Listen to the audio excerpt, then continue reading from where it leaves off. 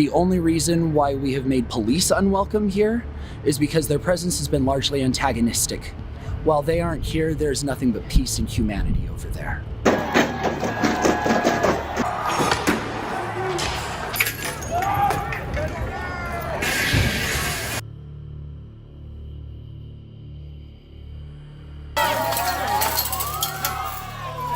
Hey, we're reporting live. There's a judgment terror. They're breaking into this business. We're gonna fight. We're gonna fight it up, and we're not gonna stop.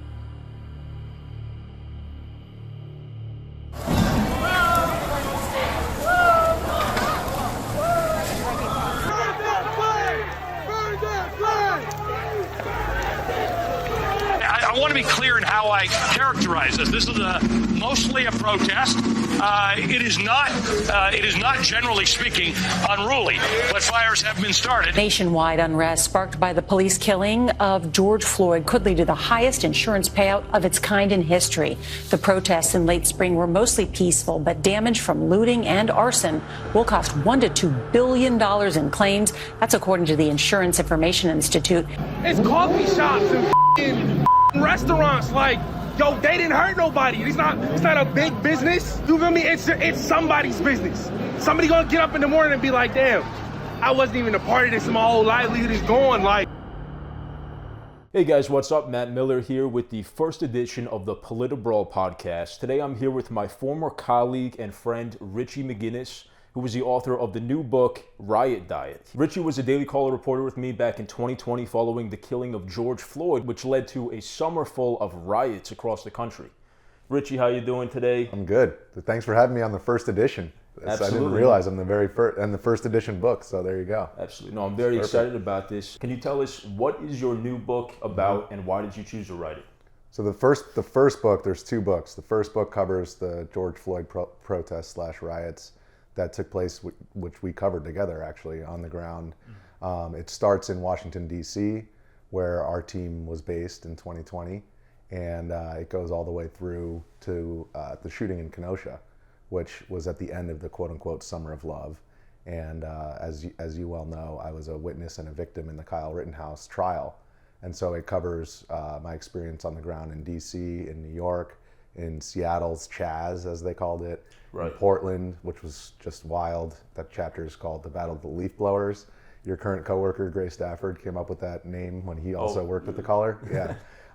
And that was actually because the DHS got their own leaf blowers because the rioters were so effective in blowing away the tear gas. So they basically had opposing leaf blowers on opposite sides of the fence. That's crazy. And then, it ends in Kenosha, where I witnessed the Kyle Rittenhouse shooting.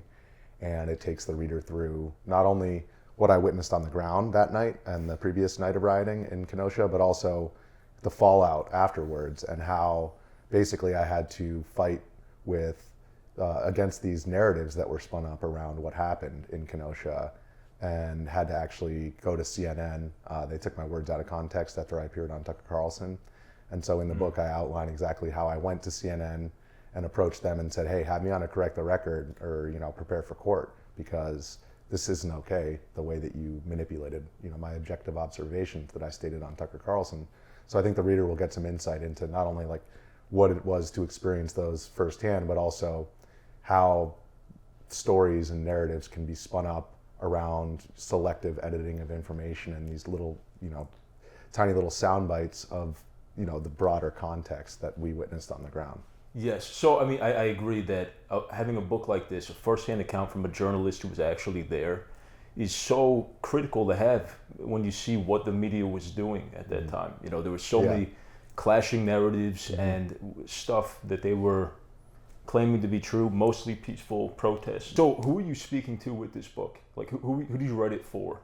Well, it's actually an interesting question, because I actually talked to publishers like 2 years ago when I started the book. Mm-hmm. And the second book, by the way, it covers all of the MAGA unrest. I went to the border in October of 2020. I went to Rudy Giuliani's apartment to pick up the Hunter Biden laptop. And I covered the election in DC, the Stop the Steal rallies, and January 6th, I was on the ground for that and followed actually rioters all the way to the House doors. So with that, the broad context of both those books, this first one covering all the BLM, basically the publishers said you have to pick a side in order to sell books.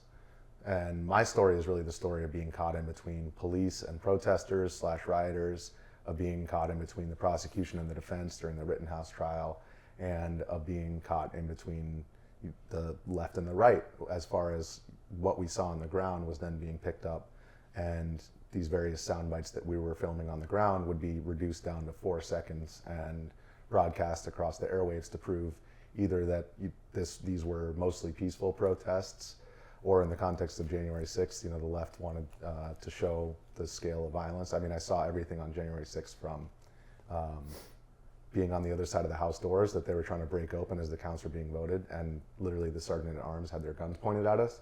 And then 30 seconds later, I come out into the rotunda, and there's a guy who had rolled and was smoking a joint in the rotunda. So basically, in the context of the BLM and the MAGA unrest, the two narratives were both partially true. And there were peaceful protesters in Portland, and they would come out at sunset, but then by 12 a.m. there would be 1/5 of that many people in front of the courthouse, and they'd be smashing into the fence with the intention of provoking police. So you did have peaceful protesters who were out there with good intentions on both January 6th and a lot of these protests around the country for BLM, but the moment that they turned into riots, there's a whole different group of people who decide to stay out there with their gas masks, I call them the umbrella gang in the book, because they had their, as you know, umbrellas to block, whatever it is the police are using. Tear gas, pepper spray, that kind of stuff. Exactly. So your judgment is that no one side's narrative about those riots was correct? Yeah, I mean, definitely, certainly, I think when you actually dig into it and when you read through the book, I think that certain narratives from each side, were partially correct. But what it gets into is more the deeper level of the, I think, political unrest, the political anger that exists across the political spectrum, and is largely the reason why Trump won in 2024 as a change candidate. And, everybody has been kind of steeped in this never Trump versus pro-Trump two camps. And I think that Trump supporters will really enjoy the book because it gives them a firsthand experience of what it was like running the video at Daily Caller during the Trump years. Right. Daily Caller being founded by Tucker Carlson. And, so I wanted to get into that. So, I mean, we both worked with the Daily Caller. You were actually the video team leader when I showed up as an intern. And, I was quickly, showed up in DC in 2019. Just immediately got thrown into the thick of it. I know most of us did. It wasn't a lot of sitting around getting coffee sort of stuff. It was there's a riot down the street. Go ahead, take your phone and get some footage. What was that newsroom like? I mean, for our audience, absolutely. I think it was a very special place, and I think it's kind of like a relic of old journalism. But what was your experience there like? It's actually, that dovetails right into why I decided to start a publishing company and publish this book on my own, is because I was told that Trump wasn't running again, or that he wouldn't make it through the primaries when I started 2 years ago, and also that nobody writes like this anymore. And actually the old school journalism that you're talking about, the Hunter S. Thompsons or the Joan Didions, the gonzo journalists of the past, I was saying to these publishers who are 50, 60, 70 years old, you guys used to write like this when you had your moment of civil unrest, which is from my personal experience and just trying to give people a lens into what I witnessed, why I aimed my camera where I did. But part of what's makes it so enjoyable to read, especially I think for Trump supporters, is that it gives them an inside look at Daily Caller and what that newsroom was like. The first chapter is called The Most Riotous Newsroom in DC. That's and, a great way to put it. As you know, the newsroom itself, I had worked at NBC News, MSNBC, and then I worked for Mark Levin, a conservative radio guy. I worked on his online show, Levin TV. And I had grown up in New York and DC. I was in DC since 2008. And I had worked at NBC. And when I went to Mark Levin, I was really exposed to this whole other side of America. And that was during Trump's 2016 campaign.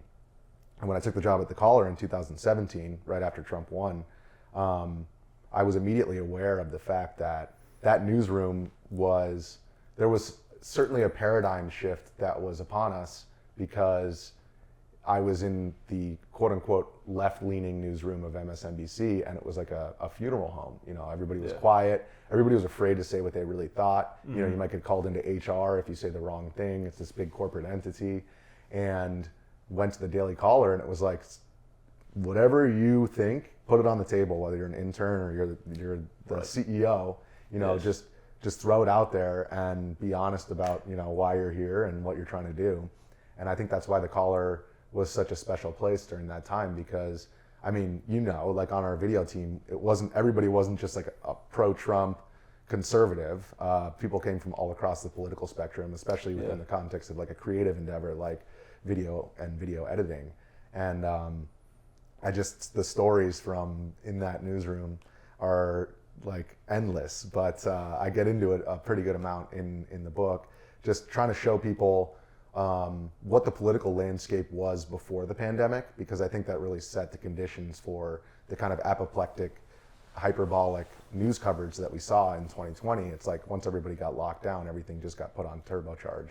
And the protests were obviously a place for people to actually go outside and get out their frustration. Release that all that tension. I agree with you. I think, well, about the Daily Caller, like that, the chaos in that newsroom and how young it was too.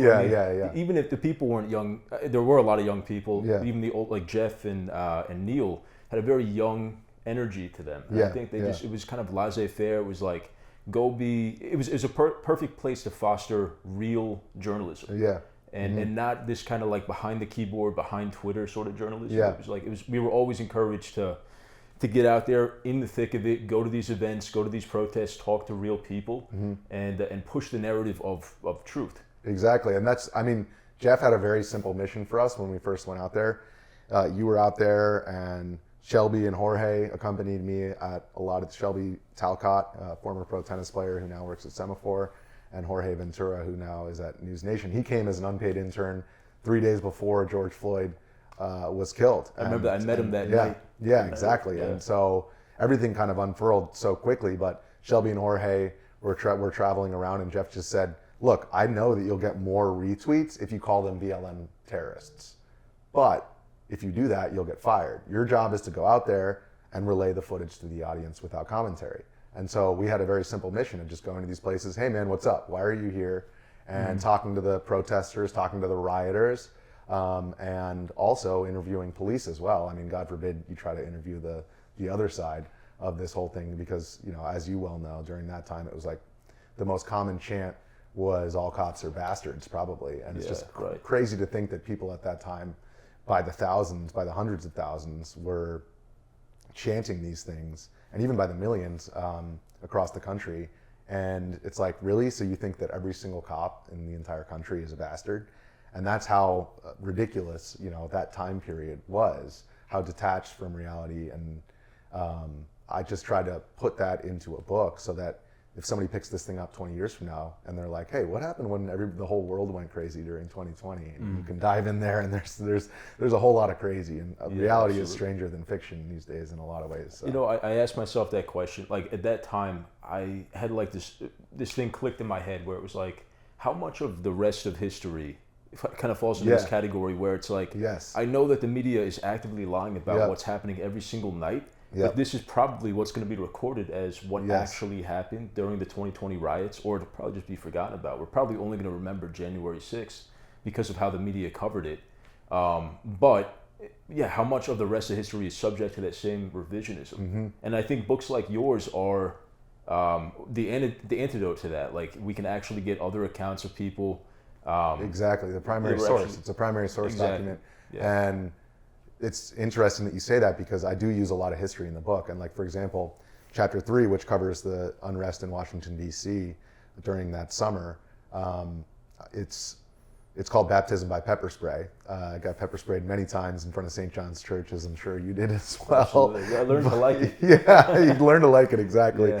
But each chapter I use a historical anecdote to kind of show exactly what you're talking about, which is the way in which our history was written. And I cite, you know, primary newspaper documents from when Andrew Jackson was elected. That was America's first populist to win in 1828. He was inaugurated in 1829. And during his inauguration, during the lead up, they even, they said all of these terrible things about both candidates. It was one of the worst political elections in American history at the time, given based on how the media was treating it. It was very one-sided. So during 1829, when he was inaugurated, it was the first time that they did it at the Capitol, and he was inaugurated at the Capitol, and all these people came from. He was the first president in the United States who wasn't from Massachusetts or Virginia. And so all these people came from the backcountry, from Tennessee, from the rural areas of the country to support this populist candidate. And when he got back to the White House, all the people who were following his procession, they saw all this whiskey and popsicles on the southern veranda, and all the high society people were there enjoying the party. And they stormed into the White House. And Jackson was actually pinned against the wall. The Secret Service had to pull him out. The only way they got him out was by moving the whiskey out onto the lawn. So they came back out on the lawn to drink the whiskey. But the newspaper accounts from that time, you have a pro-Jackson newspaper writing about it that says, effectively really there was a little bit of unrest, but it was basically a wonderful day. And then the other side says, President Jackson, it was terrible. This uproarious mob went in, they were spitting tobacco, and they focused on all the negative aspects. And so the parallels between that and the BLM riots and January 6th are pretty evident. Yeah, absolutely. And just the way that there were two different narratives, even all the way back then. And it's just forcing people to kind of take a second look at the way that, because America today, it's like you're either like, America is the greatest country ever, or you're like, America is an imperialist, evil place. And it's like, well, America can be the greatest place and also simultaneously have done, not so good things in the past, or had wars that resulted in, millions of deaths. Right, there can be a nuanced answer. Yeah, exactly. There can be a more nuanced answer, and you can still be a patriot and acknowledge the fact that America has its less savory moments. Absolutely. I think it speaks to journalism being the active writing of history. Mm-hmm. And when you have two narratives, or when you have a side that is not committed to telling the truth. I mean, that's why sometimes it feels good to push your narrative forward, but at the end of the day, if you're not committed to telling the truth, then history is going to be forever skewed. Exactly. And I studied Arabic and Middle Eastern history at Georgetown in DC, and I had studied history, and I interned at Al Jazeera Arabic, and then I went to NBC, and I had only interned at Al Jazeera for like 5 months. And in the book, I quote my interview with the bureau chief of NBC at the time, and he's like, "What makes you think you're a history major? What makes you think that you can write news? What makes you think that you can do news?" And I was like, "Well, news is basically history. It's just more recent." And in the book, I state an interesting thing, which I think goes back to what you said about history. It's history is written by the victors, right? Yeah. And then the question is, who writes our journalism? Who writes all of these narratives that are spun up? And the answer is the corporate entities that are powerful enough to control the discourse. Right. And NBC being kind of like a long bastion of cable news, we went to the digital route. But what the book gets into that I think will be especially interesting for a conservative audience is the way in which YouTube, Facebook, Instagram, Twitter, all of these different platforms have their own way of manipulating what it is that people see, what you're allowed to say on those platforms. Yeah, the algorithms. And what goes viral and why, you know? And so, absolutely. Yes, we would record the peaceful protests, but the Daily Caller audience, that wouldn't get as many views as the violent stuff. And so there's a certain way in which I think our discourse has been repurposed onto the digital realm, and kind of, we used to have MSNBC and Fox, or MSNBC, CNN, and Fox, and then those were the two channels that kind of directed people. And now we have like the left and the pro and the anti-Trump echo chambers that exist on Twitter and Instagram and Facebook. So if you look at a liberal's newsfeed versus a Trumper's newsfeed, they're going to see two totally different versions of what's happening on the ground. Yeah. Trump said this, Trump said that. They're picking out the different details that appeal to their pro or anti-Trump narrative. Their worldview, right? Exactly. Yeah, exactly. Were there any parts of this book that were difficult for you to write, or more difficult than other parts? Absolutely, yeah. The hardest part about writing, the hardest part in the very first place was taking these 4,000 videos and then basically taking the chaos that we filmed on the ground and turning it into something that made some sense and some kind of, alternative to, like we said, the two polarizing narratives that were put out there at the time. And that journey through all these different protest zones, it's basically the same story. It's like that you had these Democrat-run cities, Democrat states, and the governors or the mayors would say, we're not going to let Trump and his feds come in here, and we're going to de-escalate the situation, and then they create a power vacuum, and chaos unfolds within that power vacuum, and then people end up dead. And so I think the hardest part about writing the book was the Kenosha chapter, because that was a situation where there was a power vacuum throughout the whole city that was burning for multiple nights. You had the National Guard on the ground, but they were only protecting the courthouse. And I witnessed Kyle Rittenhouse shoot Joseph Rosenbaum, and I basically saw the shots go off, looked down because I felt something go past my legs. I told police the night of. I looked down because I thought to myself, did I just get fucking shot? And I stamped my feet and I was like, oh, I'm okay. I think you can actually see from the FBI had a infrared camera up above. This came out during the trial. They had an infrared camera that showed the bullet skip off the ground. But wow. I looked down and then I looked back up and Rosenbaum was lying on the ground, and I took him to the hospital and he basically died in my arms. So I didn't know who Joseph Rosenbaum was. I didn't know what his criminal history was. I didn't even know that he died until I got to the police station that night. And it takes the reader through the experience of witnessing an American tragedy up close, and how that differs from seeing it through the pixels on a screen. Because after the shooting, everybody said Joseph Rosenbaum was this, he was that. He was a convicted, he sexually abused minors, and his stepdad sexually abused him, and the kids that he sexually abused were in jail for the same crimes. And, I had that experience before I knew any of that. And it was the question of like, how can you take a memory and remove the imprint of trauma? The answer is you can't. And how do you rationalize that? Did that change how you felt about what you did? Or? It did insofar as the people that were on the ground who we were recording night after night, it really humanized them in a lot of ways. Kyle Rittenhouse being a prime example as well. I mean, this is a 17-year-old kid who went out there with good intentions by all accounts. I mean, by my own account, I interviewed him 13 minutes before the shooting. He said he's out there with his rifle and his med pack, and he's making sure that he's going to go check on protesters and see if they're okay. He went out. I followed him while he was asking, does anyone need medical attention? But a lot of people saw his rifle and perceived him in a way that was much different from why he thought he was there. Mm-hmm. And Joseph Rosenbaum, he ran out after Kyle Rittenhouse. Kyle ran away, and Rosenbaum pursued after him. There was a pop that went off. It turned out to be a gunshot. Kyle turned around and he was standing with his gun 45 degrees to the ground. Rosenbaum yelled, "Fuck you," and he lunged for the gun, and Kyle dodged around and shot. And so in that respect, I was good for the defense, because my seeing that, I thought that I was recording. I took a photo of the ground. So I had my camera up, and I even told police I recorded this shooting, and I showed it to them and realized that I didn't have the footage on my phone because I'd taken a photo of the ground. And so my testimony was key in that trial, and it was good for the defense in that I saw that all happen up close, that he dodged around and that he was standing there and Rosenbaum continued to pursue. But at the same time, when I told police that I looked down because I felt something go past my legs, they made me into a victim as well. So I take the reader through me learning that I'm also not only a key witness, but also a victim in that trial, and I didn't ask for it.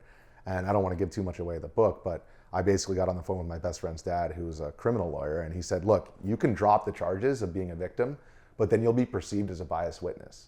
And so your testimony will then basically be thrown out because you're trying to get him off rather than just tell the truth.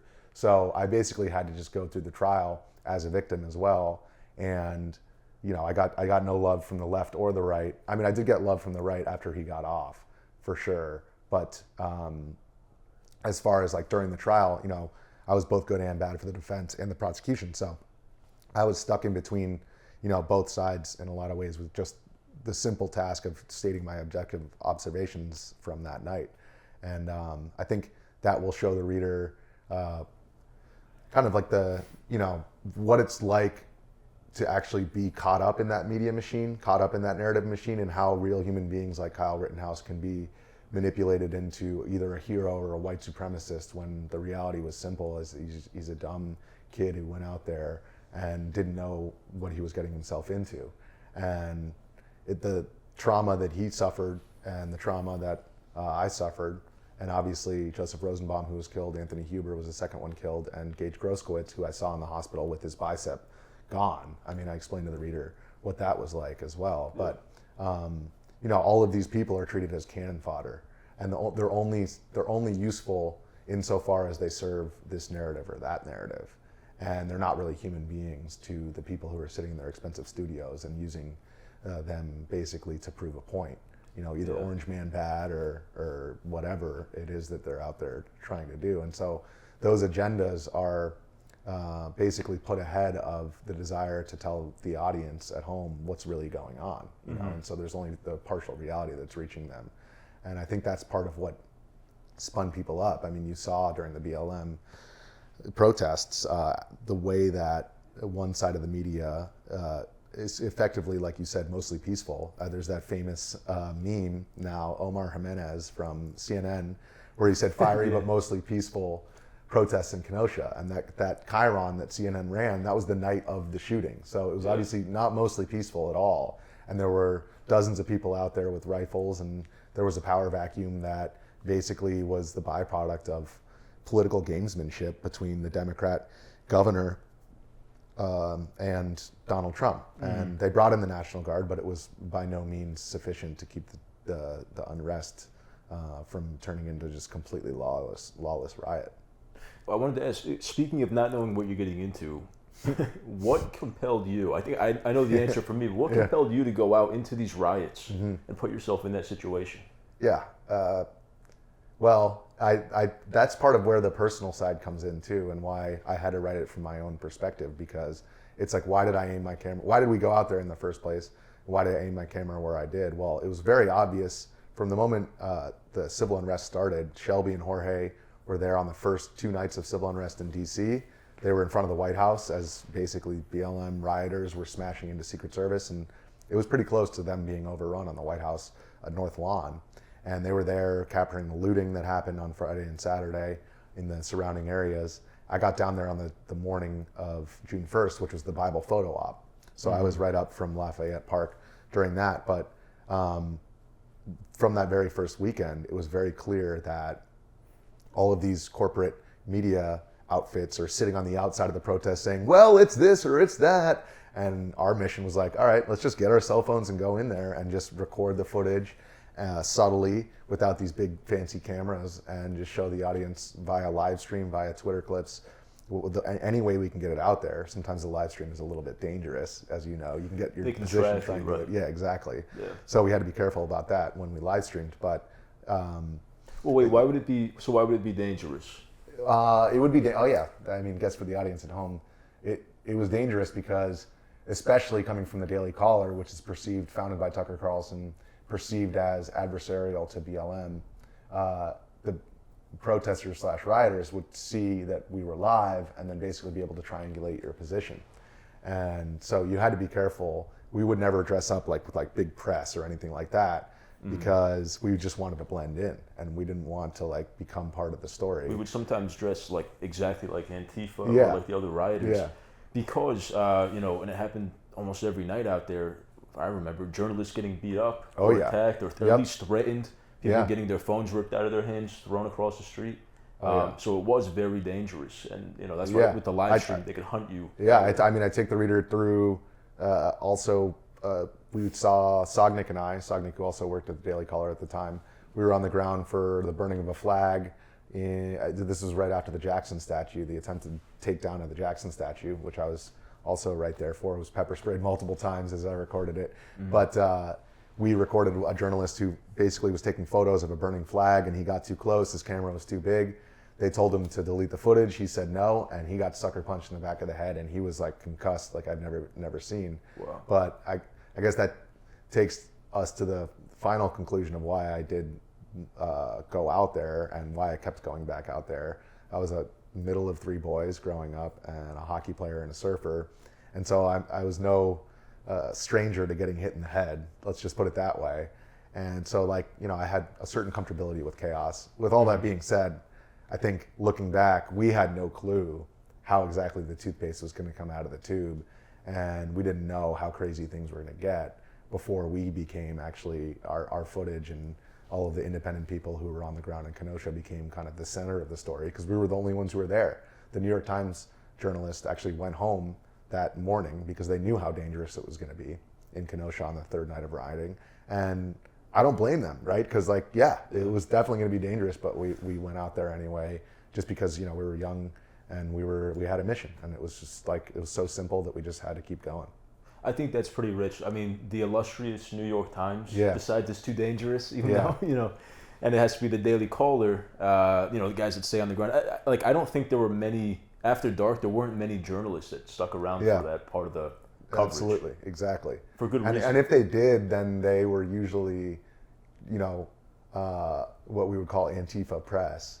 And they were, you know, basically just trying to showcase the violence of police, and to the point where they wouldn't even aim the camera at the rioters / demonstrators in front of places like the Portland courthouse. Right. So, you know, the people who, if you were out there doing your job, I mean, if you're doing your job properly, whether it's the Proud Boys at a Stop the Steal rally, or the Proud Boys beating somebody up in Seattle in the Chaz, or whether it's what I call the Umbrella Gang, because no one will tell you they're Antifa if you ask them, hey, are you Antifa? Mm-hmm. But you're going to be the enemy of everybody, right? Because if they commit some violent act and you record it, whether it's the Proud Boys or the BLMers, it's like you still have to put it out there. It's not like we were, oh, they're the Proud Boys, so we're not going to put that up, you know. So we were the friends of nobody out there, even to the point where in the second book I get into, you know, the Proud Boys confronting me because I was riding on a skateboard, and they perceived me to be like from the left because of that. And so I think like while we were doing our jobs out there, you know, if you're doing it properly, then you really do have to just show what's going on, no matter who it is who's committing what act. If the cops beat up on somebody, then we would publish that too. You know, a lot of our audience is pro-police, but that doesn't mean that we're not going to show them what's really going on. You know, it's pretty funny that we're now sitting here and doing the first edition of this podcast, and you know, Trump is president in 2020, or he will be president in 2025, and I think if you read through the book, you know, you really get an idea for how we ended up here today. And I encourage actually the audience back at home, if you have liberal friends and they're wondering how we got here, this is a great book to describe to them in a fun way. I mean, it's not, riots aren't necessarily fun, but it is exciting. It's a page turner. Absolutely. And you'll laugh, you'll cry. I mean, everything is in there. So definitely check out the book. We'll link to it in the description. I wanted to ask you one last question, Richie. Would it be fair to characterize these riots in 2020, the BLM riots, as the Democrats' January 6th? Are they comparable or equal in your view? Yeah, so we've seen that a lot, like that comparison made of like comparing the federal courthouse in Portland to the Capitol on January 6th. Mm-hmm. I absolutely think that that's why I went out to write these two books, because it's the perfect sequel. You know, it's the story of a bunch of people hitting the streets because they're mad that the institutions that are supposed to keep them safe, that are supposed to keep our elections safe and secure, that they haven't served their purpose. And ultimately the police who are out there to enforce those institutions are the ones who become the enemy of the BLMers, and then eventually on January 6th of thousands of this, you know, I mean, I think the January 6th situation was very similar to what happened in BLM, because when you go out there with your fellow protesters and one person gets pepper sprayed, one person gets beaten down by the cops, you get a little pepper spray in your eye, you get a little tear gas in your eyes, a different part of your brain turns on. Mm-hmm. And I think that that's what, you know, all of these different situations where you have these power vacuums, where these crowds massively overwhelm police, like you're gonna have the same result in any of those cases. And so for the Democrats to go out and basically ignore the violent aspects of the BLM stuff that was taking place, and then all of a sudden jump all over January 6th, it seems completely duplicitous. Yeah. And it doesn't seem that way. It is duplicitous. And the way that they use that for their own political advantage over the next 4 years. I mean, the amount of times that you heard January 6th brought up in the media, in the mainstream media, over the course of Biden's administration, you would think that, you know, Trump was still president or something like that. Well, right, and they took that moral high ground. Yes. But would you say, given what happened in 2020, that was a false high ground for them to take? Yes, I absolutely would. And given the way in which I think I mean, the wall is another great example. Like the way that the immigration problem was handled under the Biden administration was completely irresponsible. They stopped construction of the wall. I went to the border many times, and I was told by every single Border Patrol agent that a wall would be helpful. And you saw what happened with our immigration over the last 4 years. And I think that's a large reason why Trump won, is because you can only, pull the wool over the eyes of the American people for so long before they're like, wait a second, enough is enough. This is plain and simple a problem. And they were basically doing that with that moral high ground of, well, if you're anti-immigrant, then you're a bad person, then you're a pro-Trumper, then you're a xenophobe or whatever. If you want to have a border around your country, then you're a Nazi, basically. And that kind of distinction is just like completely ignoring the facts, which is like a country needs to have borders. It's absolutely right. Should be a no-brainer. Yeah. Awesome. Well, thank you so much, Richie, for your time. Guys, make sure you pick up his book. We'll link to it in the description, and it'll be linked in our Substack, PolitiBrawl. Go check it out if you haven't. Thank you guys so much for watching, and we'll see you in the next edition of the PolitiBrawl Podcast.